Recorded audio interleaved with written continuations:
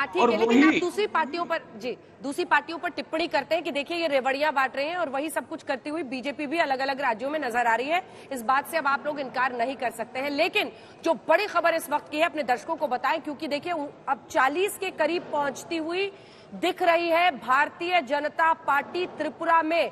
ये बहुत बड़ा संकेत है। अगर 5 साल के शासन के बाद इस सरकार को पुनः इस तरह की वापसी और इस तरह का मैंडेट मिल रहा है तो ये बहुत बड़ा इशारा है। 39 5 का फायदा होता हुआ दिख रहा है। 48 सीटों के रुझान आ गए हैं। वहीं नागालैंड, देखिए इन तीनों राज्यों को देखिए, जहां लगभग 83% हिंदू आबादी है, जिसमें से 70% बंगाली आबादी है त्रिपुरा में, लगभग 32% ट्राइबल आबादी है, 18% शेड्यूल कास्ट की आबादी है। ऐसे राज्य में बीजेपी आगे बढ़ रही है।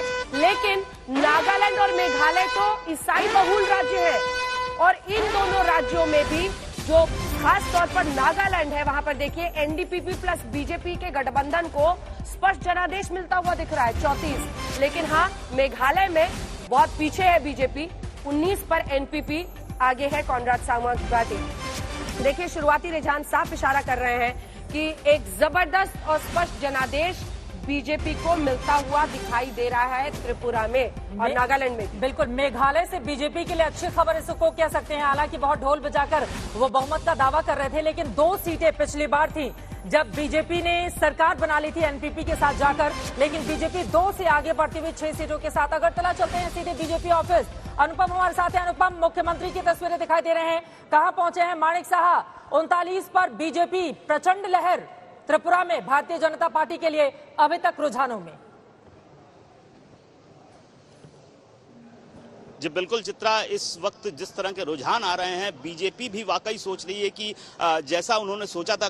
मैं कई दिनों से बीजेपी के नेताओं से बात कर रहा था तो वो 36, 37, 35 इस तरह की बात कर रहे थे, लेकिन जिस तरह के रुझान दिख रहे हैं वो स्पष्ट रूप से दिखा रहा है कि बीजेपी ने जो काम किया है। खासतौर पर एक बात आपको बताऊं, ये जो काम शुरू हुआ था 2 साल पहले ही शुरू हो गया था और एक इंटरनल रिपोर्ट आनी शुरू हुई थी कि अगर बिप्लब देब के नेतृत्व में चुनाव लड़ा जाए तो उसके परिणाम अच्छे नहीं आएंगे। ऐसे में कड़ा निर्णय था, संघर्षपूर्ण निर्णय था, लेकिन बीजेपी ने लिया, बिप्लब देब को हटाया और डॉक्टर माणिक साहा, जिनकी तस्वीर पीछे दिखाई दे रही है, उनको मुख्यमंत्री के तौर पर खड़ा किया। तो ये एक मास्टर स्ट्रोक के रूप में साबित हुआ और क्योंकि उनकी स्वच्छ छवि थी, सर्जन थे और बीजेपी के उस वक्त वो स्टेट प्रेसिडेंट थे। ऐसे में उनको जब सामने लाया गया, उनके नेतृत्व में चुनाव लड़ा गया और दूर दूर के इलाकों तक जो संगठन का काम किया गया उसका भी फल मिल रहा है। खासतौर पर जिस तरीके से बीजेपी ने पूरी ताकत भी झोंकी, प्रधानमंत्री से लेकर अमित शाह से लेकर सभी ने जिस तरीके से यहाँ पर चुनाव प्रचार किया, अग्रेसिव चुनाव प्रचार किया, काफी आक्रामक चुनाव प्रचार कहा जा सकता है, उसका फल इस वक्त बीजेपी को दफ्तर इस सवाल का जवाब आप दीजिएगा अनुपम। जल्दी से एक आंकड़ा में दिखा देती हूँ।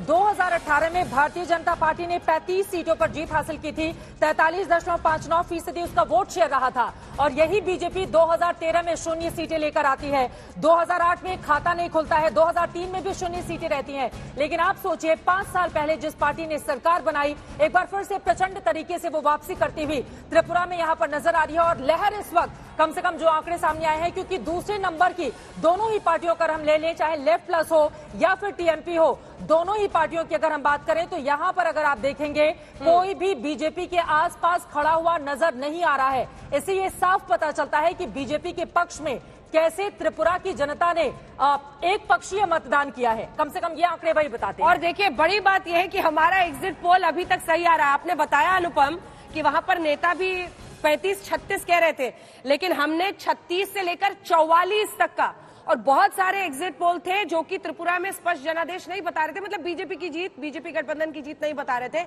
लेकिन 36 से 44 के बीच में सीटें हमने दी थी और अभी तक उसी रेंज में दिखाई दे रहा है। टिपरा मोथा को भी हमने दिखा, आईपीएफटी, वहीं पर आईपीएफटी का लगता है कि खात्मा होता, क्या कुछ इसके बारे में स्पेसिफिक जानकारी है कि वो कहां पर दिखाई दे रहे हैं? वहीं टिपरा मोथा लेफ्ट और कांग्रेस को भी पीछे छोड़ती हुई दिखाई दे रही है, बहुत बड़ी बात है। वहीं नागालैंड में भी देखिए 35 पहुंचती हुई ये एनडीपीपी और बीजेपी का गठबंधन का आंकड़ा दिखाई दे रहा है। अनुपम, लेफ्ट और कांग्रेस का ये अलायंस, जिसको अननेचुरल अलायंस बीजेपी कह रही थी, ये इशारा वही है रुझानों का।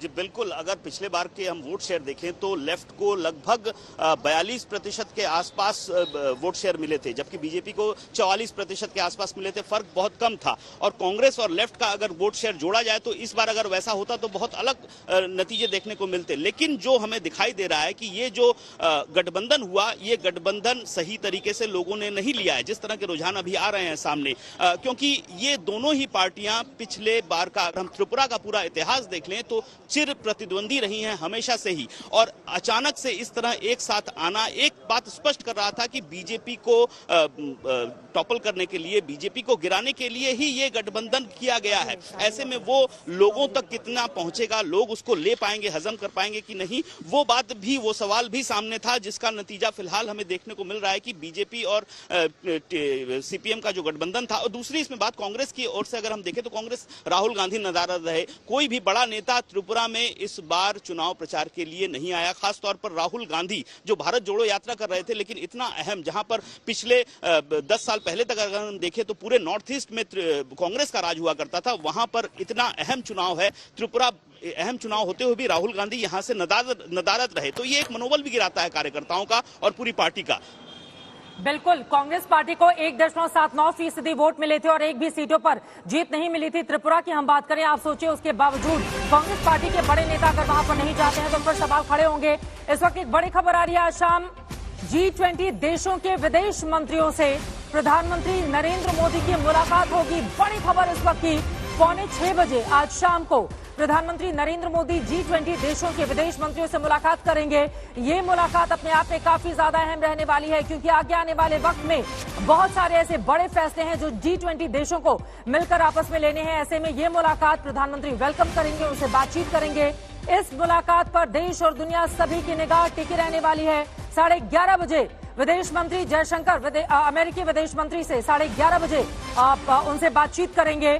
चीन के विदेश मंत्री से 12 बजे एस जयशंकर की मुलाकात होगी। हिंदुस्तान के विदेश मंत्री से 12 बजे मुलाकात करेंगे चीन के विदेश मंत्री। G20 देशों के विदेश मंत्रियों से प्रधानमंत्री नरेंद्र मोदी की मुलाकात शाम 5:45 बजे होगी और ये मुलाकात काफी ज्यादा अहम रहने वाली है। इससे जुड़ी हुई हर एक जानकारी आप तक पहुंचाते रहेंगे।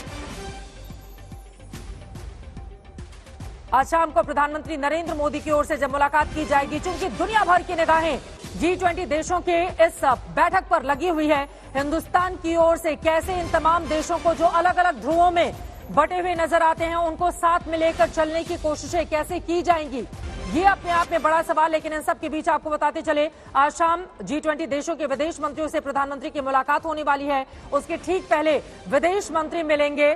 यहां पर अलग अलग देशों के विदेश मंत्रियों से एस जयशंकर की ये मुलाकात होगी।